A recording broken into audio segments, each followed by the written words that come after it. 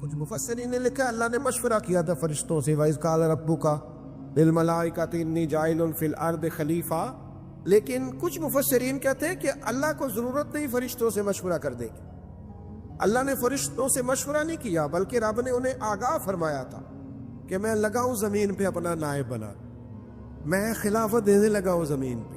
اب یہ تو دینے والے کی مرضی ہے نا اس نے کس کو دینی ہے، یہ تو دینے والے کی مرضی ہے نا اس نے. تو کچھ لوگ کہتے ہیں کہ دینے والے سے زیادہ ہمیں پتہ ہے. تو فرشتوں کو بھی یہ اجتہادی خطا ہو گئی، کہنے لگے یا اللہ اسے نہ بنانا، یہ فساد کرے گا، یہ خون ریزیاں کرے گا. تو اللہ نے فرمایا جو میں جانتا ہوں وہ تم. اللہ اکبر. امام راضی فرماتے جب رمضان آتا ہے تو اللہ فرشتوں سے کہتا ہے ذرا یہ کھول کے دروازے دیکھو نا یہ زمین پہ کیا کر رہے ہیں. تم تو کہتے تھے فساد کریں گے اور یہ سارے تراویح بڑھ رہے ہیں.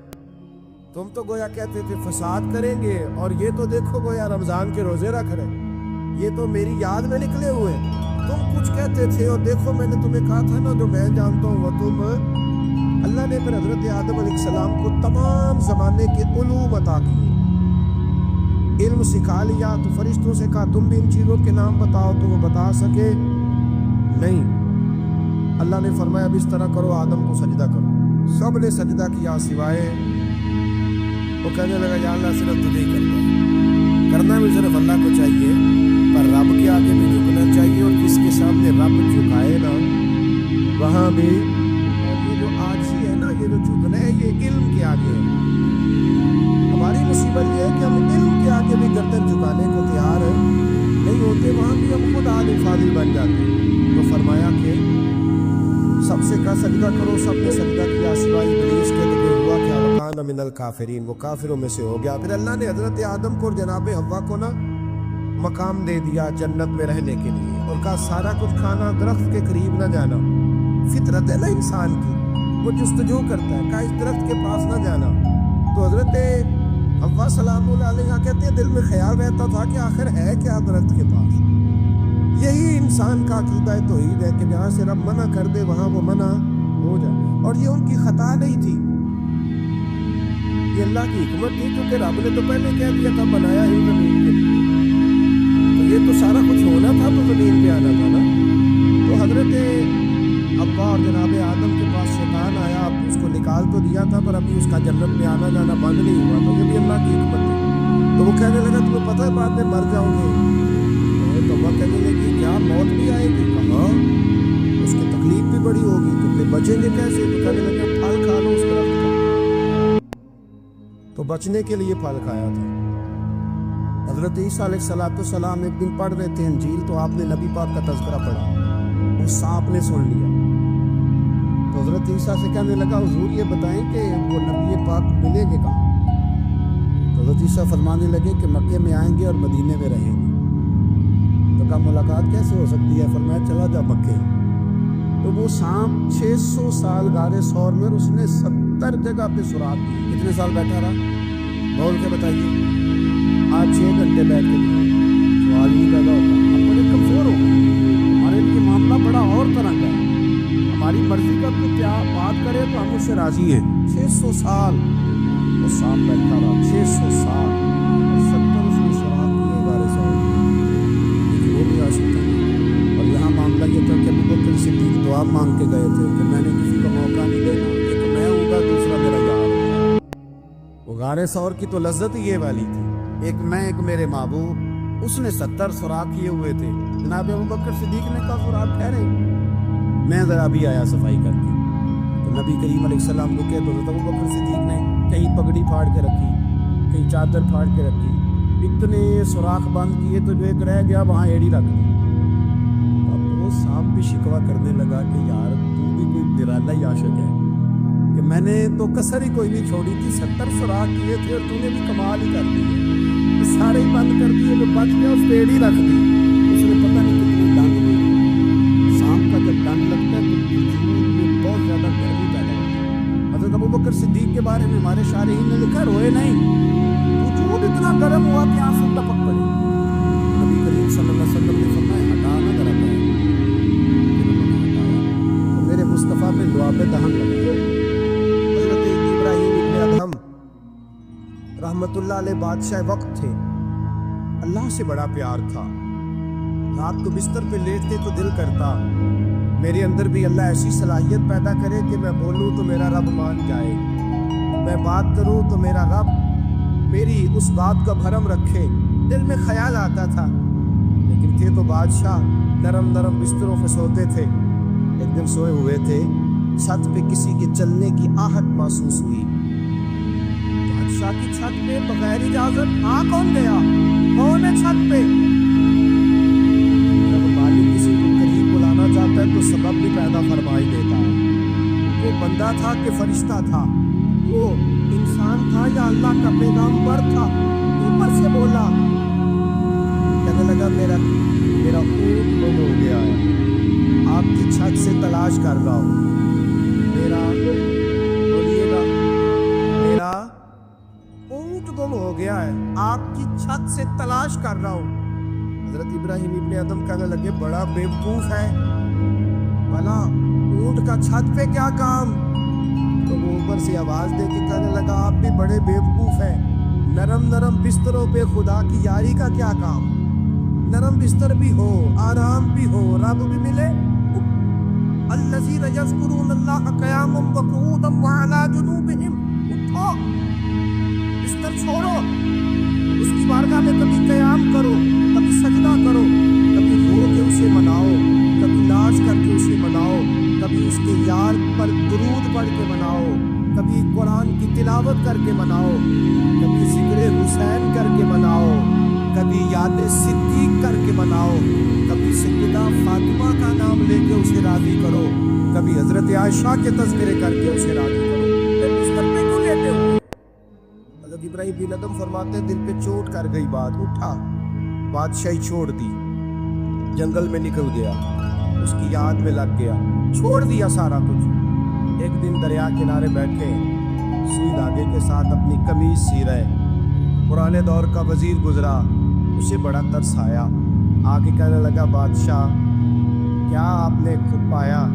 دیکھو نا کتنی آپ کی سلطنت تھی، کیسے عیش و عشرت تھے، ایک اشارہ کرتے تھے تو سارا ملک اکٹھا ہو جاتا تھا، اب آپ کو کپڑے سی کے دینے والا بھی کوئی نہیں رہا، اپنے ہاتھ سے آپ کپڑے سی رہے ہیں، یہ کیا آپ نے اپنا حال کر لیا ہے؟ یہ تو گیا عشق بازار بھی نہیں، یہ چڑھیا اٹھے بار بھی نہیں، ایڈا سستا سودا پیار بھی نہیں، ایڈا سوکھا لبدا یار بھی نہیں، کئی جنگل گانے پیندے نے، کئی دوزخ لگنے پیندے نے، جو اس ملوں بھی مل جاوے، یہ تو سستا ہور وپار بھی نہیں، کچھ سمجھ نہیں آندی لوکاں نوں، اوکا دے نال شہید کرے، ڈٹھی یار دے ہاتھ تلوار بھی نہیں، پر او دا خالی جاندا وار بھی نہیں۔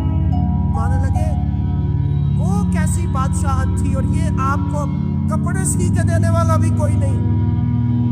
اللہ کے بندے زیادہ باتیں نہیں کرتے، کام زیادہ کرتے ہیں، وہ باسوں میں نہیں الجھتے، وہ عمل کی دنیا میں آگے نکلتے، بول بول کے اپنا آپ ظاہر نہیں کراتے، وہ اپنے کردار سے اپنا آپ ظاہر کراتے۔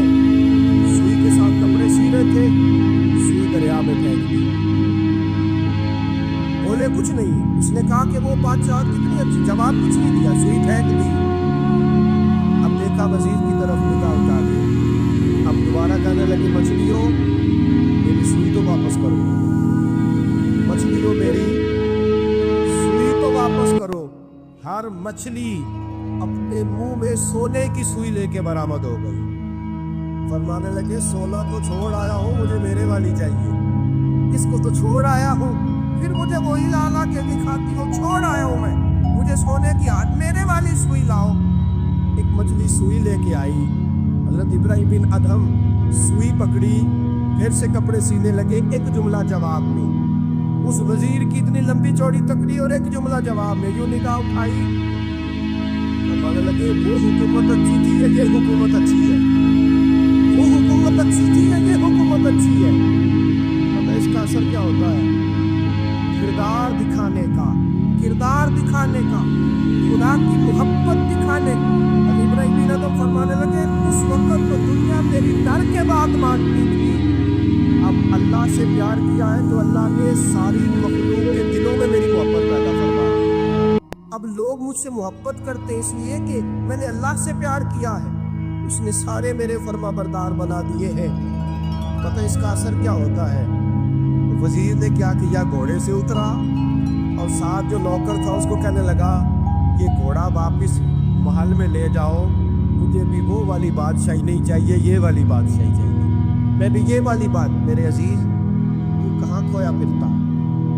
حضرت جابر بن عبداللہ رضی اللہ تعالی عنہ، بخاری مسلم ہے، کہتے ہیں جب خندق کی جنگ ہو رہی تھی نا، غربت بڑی تھی، قحط بڑا تھا، صحابہ پریشان تھے، 2-3 دن پتھر پیٹ پہ باندھے ہوئے۔ میں حضور کو دیکھ کے گھر آیا تو زوجہ سے کہا بھلی مانس کچھ ہے کھانے کی؟ کہنے لگی تھوڑے سے جو ہیں۔ تو میں نے کہا 20 کی تو کتنی روٹیاں بنے گی؟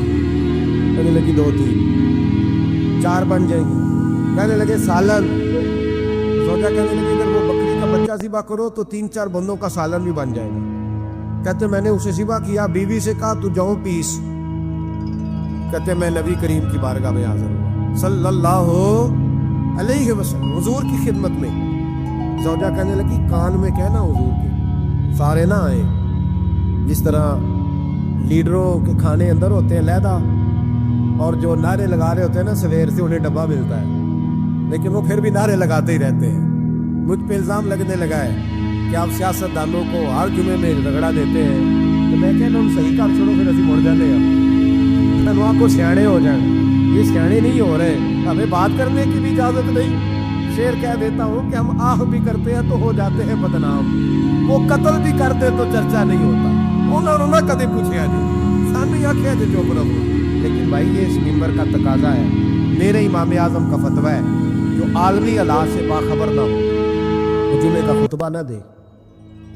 وہ جو رٹی رٹائی باتیں ہم سے نہیں ہوتی، اس لیے کہ جلال بادشاہی ہو یا جمہوری تماشا ہو، جدا ہو دین سیاست سے تو رہ جاتی ہے چنگیزی۔ حق بات انشاءاللہ ہو رہی ہے اور ہوتی رہے گی، تو بات صاف ستھری ہے۔ اگر کوئی بات ایسی ہوگی تو وہ بات اگر غوث پاک اپنے خطبہ جمعہ کے اندر کہہ سکتے ہیں کہ میں ظالموں کو حکمران نہیں بننے دوں گا، تو ہم تو ان کے نوکر ہیں نا، پھر ہم قادری کیسے ہوئے اگر غوث پاک کے طریقے پہ عمل ہی نہ کریں؟ اس لیے مہربانی کرے ہمیں کوئی شخص ایسا مشورہ نہ دے، بلکہ کئی دفعہ ظلم ہوتا ہے، جب کوئی مشورہ دیتا ہے تو اور تیز ہو دل کرتا ہے۔ اس لیے مہربانی کرے ایسی کوئی مشاورت نہ کرے، بالکل جو غلط بات کرے گا اس پہ ہم بولیں گے، اور آہستہ آہستہ نہیں کھل کھلا کے بولیں گے، بالکل بولیں گے۔ اس لیے کہ اللہ نے زبان دی ہے، وہ کسی وڈیرے کے قدموں میں بیٹھنے کے لیے نہیں دی، وہ رسول اللہ کے ترانے پڑھنے کے لیے دی۔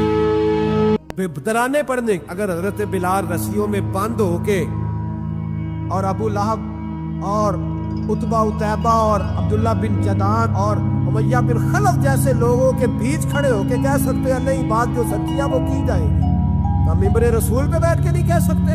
اپنے بھی خفا مجھ سے ہے، بیگانے بھی ناخوش، میں زہر حلال کو کبھی کہہ نہ سکا کن، میں کہتا ہوں وہی بات سمجھتا ہوں جسے حق نے ابلہ مسجد ہوں میں توحید کا فرزند۔ اس لیے کوئی شخص اس نہ سمجھے۔ ہاں یہ بات علیحدہ ہے کہ ہمارا سیاسی ایجنڈا کوئی نہیں، ہمارا ایجنڈا رسول اللہ کی نوکری صلی اللہ علیہ، سیاسی ایجنڈا کوئی نہیں۔ اللہ کے بس کی محبت تو سیاست کا چلن چھوڑ دیا، ہم اگر عشق نہ کرتے تو حکومت کرتے، وہ بات علیحدہ ہے۔ بہرحال عام دام پر سر مطلب حضرت جابر بن عبداللہ رضی اللہ تعالیٰ عنہ کہتے ہیں زوجہ نے کہا کان میں کیا نام، میں نے کان میں جا کے کہا حضور 2-4 بندوں کی روٹی ہے آ جائے کھانا کھا لیں۔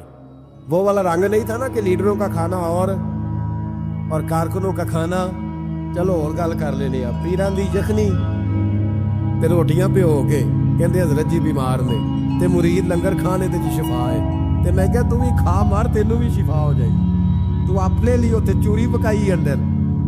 یہ رنگ وہاں نہیں تھا۔ میرے نبی پاک سید عالم صلی اللہ تعالی علیہ وسلم کے کان میں کہا حضور 4-5 بندوں کی روٹی ہے، حضور باہر نکلے خندق سے، باہر نکل کے فرمایا چلو بھائی سارے، جابر نے کھانا پکایا ہمارا۔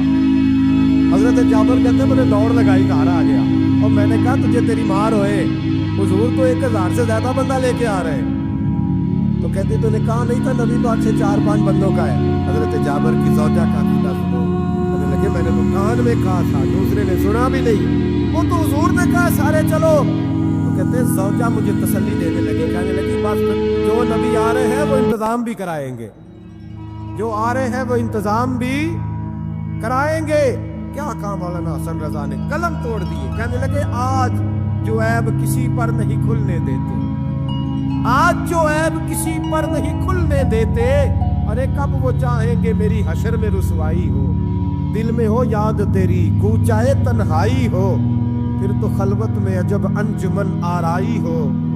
کہتے حضور آئے 1000 سے زیادہ کا لشکر لے کے، اور مجھے فرمانے لگے روٹیاں نہ پکانا، پہلے آٹا میرے پاس لاؤ، اور چولہے سے کھانا نہ اتارنا، مجھے لے جاؤ۔ کہتے میں نے سالن بھی پیش کیا، روٹیاں بھی، حضور نے تھوڑا سا لواب دہن آٹے میں ڈال دیا، لواب دہن تھوڑا سا لواب دہن ہنڈیا میں ڈال دیا، فرمایا اب نکالتے جاؤ اور کھاتے جاؤ، میرا جھوٹا ہو گیا، اب نکالتے جاؤ۔ حضرت جابر بن عبداللہ کہتے ہیں 1400 بندے نے کھایا، ہمیں نہیں پتا روٹیاں کدھر سے آئی، اتنی برکت ہوئی پتہ نہیں کدھر سے آئی، سالن پتہ نہیں کدھر سے آیا۔ کہتے ہیں سارے سیر ہو کے کھا لیا تو فرمایا چلو بھی جاؤ جا کے کام کرو، مجھے فرمانے لگے اب تو بھی کھا، آ جا بچے بھی بلا۔ کہتے سب نے کھایا، حضور اٹھ کے جانے لگے تو فرمایا ذرا روٹیاں دیکھ، پہلے زیادہ تھی کہ اب زیادہ ہے، ذرا دیکھنا سالن پہلے زیادہ تھا کہ اب زیادہ ہے۔ تو میں نے کہا نہیں حضور پہلے سے زیادہ ہے، میرے محبوب کے تبرک میں اتنی برکت ہے، تو حضور کے وجود سے جو چیز لگ جائے تو اسے قیمتی نہیں سمجھتا؟ کہاں بیٹھ کے دین پڑھا ہے؟